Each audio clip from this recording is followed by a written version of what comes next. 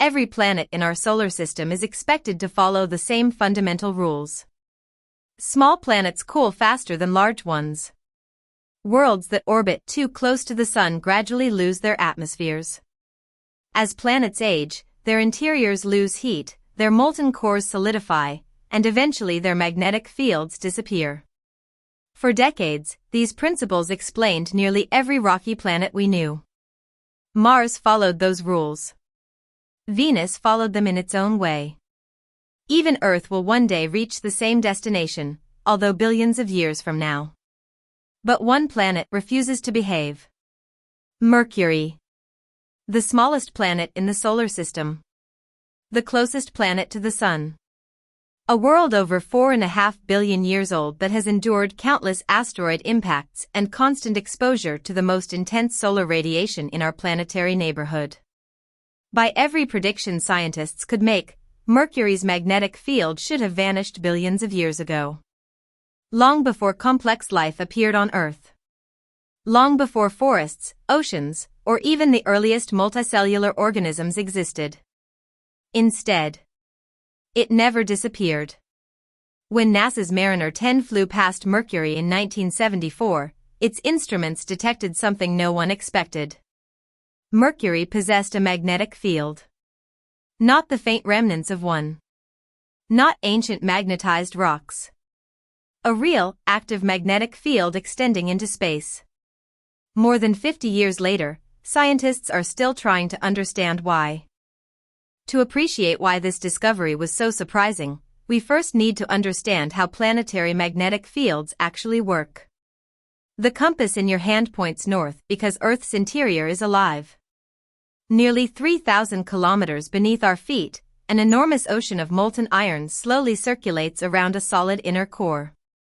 As this electrically conductive metal moves, it generates electric currents.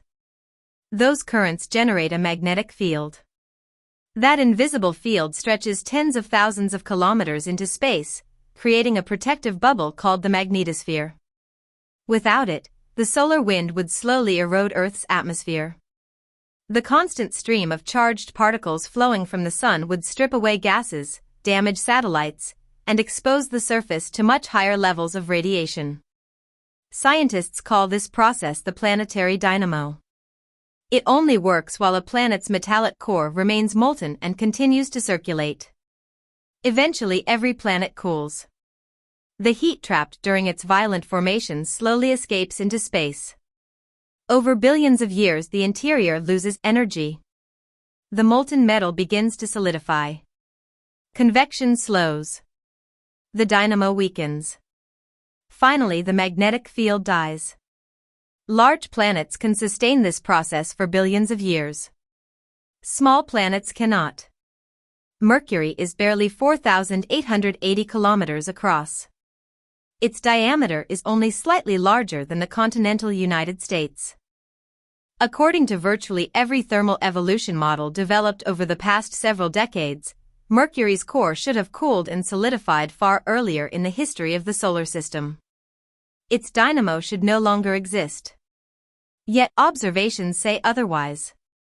When Mariner 10 sped past Mercury at nearly 40 kilometers per second, its magnetometer recorded a magnetic field roughly 1% as strong as Earth's. Weak. Highly unusual. But unmistakably real. Several scientists initially suspected the instruments were malfunctioning. The measurements were checked repeatedly. Every analysis reached the same conclusion. The magnetic field wasn't an error. The planet was doing something the models didn't predict. That discovery created one of planetary science's longest-running mysteries. Researchers proposed explanation after explanation. None fully matched the observations. One possibility suggested Mercury still contains a thin layer of liquid iron surrounding a solid inner core. Even if most of the interior has frozen, perhaps this remaining liquid shell continues to generate a weak magnetic field. The challenge is maintaining that liquid layer. Current models indicate Mercury should have lost enough heat billions of years ago for that shell to freeze completely. Another hypothesis focused on interactions near the boundary between Mercury's mantle and core. Perhaps differences in heat flow generate electrical currents capable of producing magnetism. Unfortunately, detailed calculations indicate those currents would be far too weak to explain the field that spacecraft actually measured. A third explanation proposed that Mercury no longer possesses an active dynamo at all. Instead, perhaps ancient rocks preserved magnetism from a much earlier era when the planet's core was hotter. In this scenario, today's magnetic field would simply be a fossil left behind from Mercury's youth. But fossil magnetism behaves differently. It produces localized magnetic regions rather than the large-scale global field surrounding Mercury today. Again, observations disagreed. Then, in 2011, NASA's MESSENGER finally entered orbit around Mercury. For the first time in history, scientists could study the planet continuously instead of relying on brief flybys. Over the next 4 years, MESSENGER mapped Mercury in extraordinary detail. Its cameras returned more than 270,000 images. Its instruments measured gravity, chemistry, geology, and magnetic fields with unprecedented precision. The new magnetic data revealed another surprise. Mercury's magnetic field is not centered like Earth's. Instead, it is shifted significantly toward the planet's northern hemisphere. The northern magnetic field is substantially stronger than the southern one. This wasn't a measurement error. Repeated observations confirmed the same pattern. The asymmetry remains one of Mercury's defining mysteries. Standard dynamo models struggle to reproduce it. Simple fossil field models struggle as well. Scientists now believe Mercury probably still possesses an active dynamo, but one operating under conditions unlike any other rocky planet that has been studied. Exactly how that dynamo functions remains an active area of research. By early 2015, MESSENGER's mission was approaching its end. After 4 remarkable years in orbit, its fuel reserves were nearly exhausted. Engineers searched for every remaining possibility to extend the mission. Even the helium gas used to pressurize the propulsion system was carefully released to produce tiny amounts of thrust. It was never intended to serve as propellant.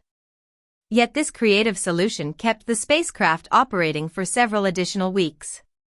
Those extra weeks provided invaluable magnetic measurements during extremely low-altitude passes over Mercury's surface.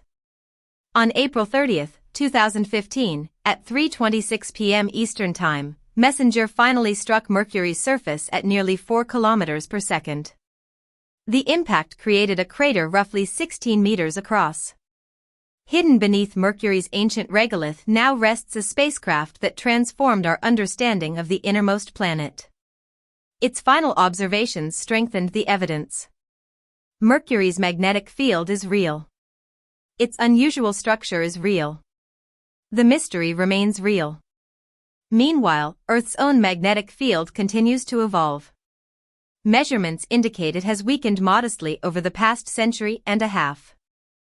Satellites regularly observe a region over the South Atlantic where the field is significantly weaker than elsewhere.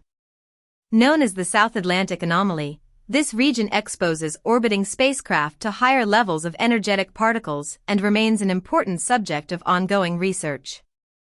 Scientists emphasize that Earth's magnetic field has reversed many times throughout geological history.